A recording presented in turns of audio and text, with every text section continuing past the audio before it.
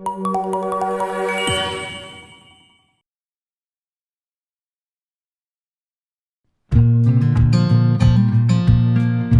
layo ng RTS Life ay para ma-improve o mapabuti ang ating water access, para magkaroon ng water source at pag-develop ng network para masigurong may malinis, ligtas at maaasahang tubig ang Sitio Kaging. Ikalawa ay kasama ng RTS Light ang pagbibigay ng livelihood assistance. So nandyan po yung mga training ng home gardening, community gardening. Ang Manila Water Foundation po kaagapay ang Pilipinas Shell Foundation, ang Clark Development Corporation, at ang pamahalaan pong bayan po ng Bamban. Tapos ngayon naman po kasama po natin ang Tyson Builders and Developers. Palakpakan po natin sila. Kung wala po ang Tyson Builders and Developers, wala po tayong pagsasamahan ngayong araw na ito. Kaya napakalaki po ng aming pasasalamat sa kanila.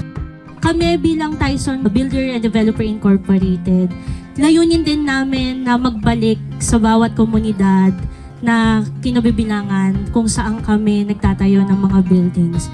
Kaisa kami ng mga partners namin sa pagpapalawig at sa pagbibigay ng iba yung improvement sa lahat ng mga komunidad na nasasakupan ng Pilipinas. So, kasama rin kami ng bawat isa sa inyo na mas pag-ibayuin yung mga buhay natin sa pamamagitan ng nutrisyon, sa pagpapatibay ng inyong mga kalusugan at pag-develop or pagpapaibayon ng inyong mga livelihood. Ang pamahalaang bayan po ng Bamban sa pamumuno po ng ating pinakamamahal na Mayor Jose M. Salting Jr.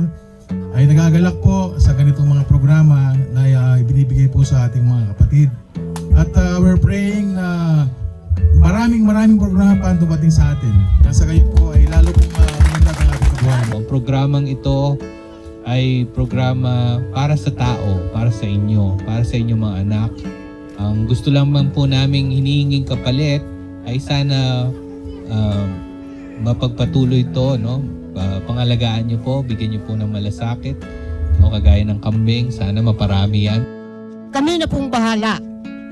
Lalong-lalo sa sinabi niyong pinapaitan ay aasahan po ninyo na hindi po magawa dahil andito po kami.